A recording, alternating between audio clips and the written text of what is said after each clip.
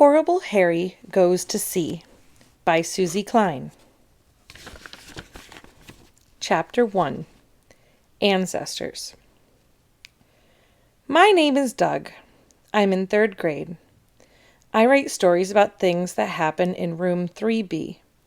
Usually the stories are about Harry, who likes to do horrible things, or Song Lee, the nicest person in our class. I never thought I'd write about Ida. I mean, why would I? She hardly says anything.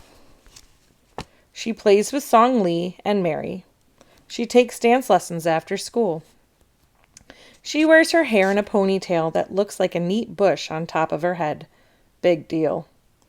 Well, one morning in November, we found out something about Ida that none of us knew before. I couldn't believe it. No one could. It all started on a Tuesday, when Ida walked into class carrying a black box. It was about the size of a loaf of bread. "Ooh," Mary oohed. "A box with a lock. What's inside?" "You'll see," Ida replied as she walked over to her desk. The bush on her head bounced around like it was in a windstorm. Mary followed her. "Does that little key you're wearing open the lock on your black box?" "Yes," Ida said, fooling with her gold necklace. "This key opens it up." Now 4 of us stared at the gold key. "Open it!" Sydney shouted. "Yeah," Harry agreed. "Maybe there's a snake inside." "Ida," Mary quivered, "is there something horrible in that box?" Before Ida could reply, the bell rang. "Please be seated," Miss Mackle said. After the Pledge of Allegiance and lunch count, the teacher announced, "Boys and girls, it's time to share our homework." I opened my backpack. Just about everybody put something on their desk, even Harry, but it was too small to see what it was. "Boys and girls," the teacher said, "for the past few days we have been talking about our ancestors. Who can explain what that word means?" "It means our dead relatives," Harry blurted out. Then he flashed his white teeth. While Miss Mackle made a face, Mary reworded things. "Ancestors are people in our family who lived before us.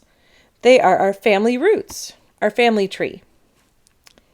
"Thank you, Mary," the teacher replied.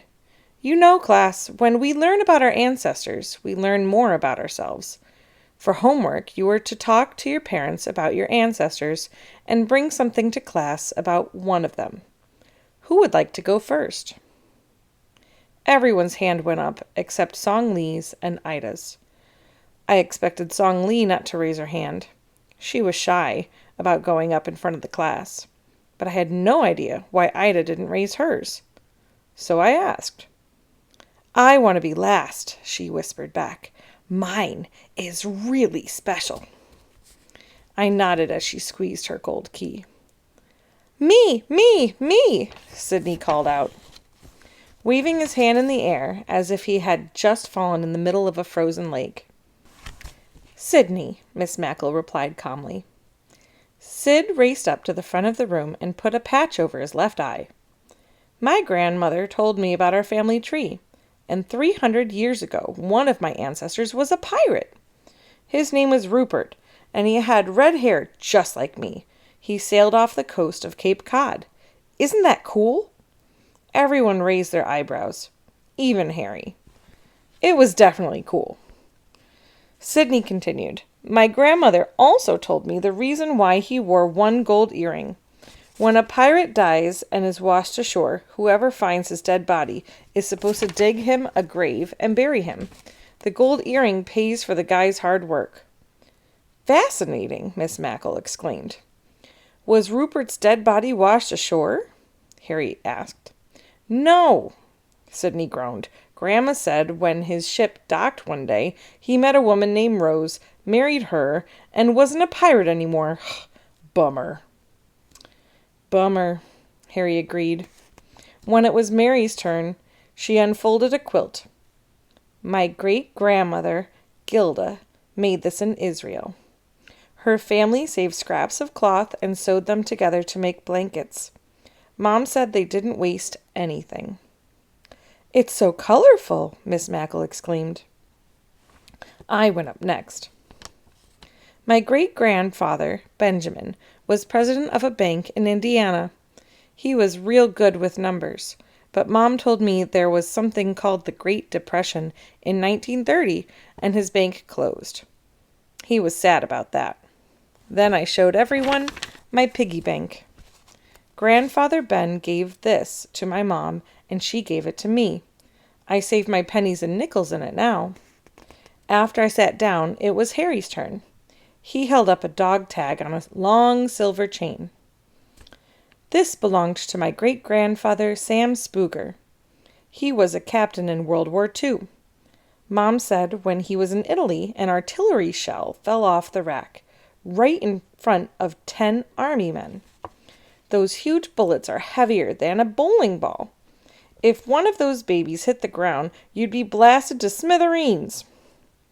Well, my great-grandfather caught it with his bare hands before it touched the ground. He saved his men, but he lost his thumb. He was a hero. Miss Mackle put her hand over her heart and sighed. When Song Lee went up to the front of the room, she spoke in a soft voice. Slowly, she opened her big bag. My great-grandfather, Chung Hee Park, was a painter. He painted this picture of the countryside in South Korea, where my family lived. Korea means land of high mountains and sparkling streams. And that is what great-grandfather Chung Hee liked to paint. Song Lee finally smiled as she headed for her seat. I think she was relieved her turn was over.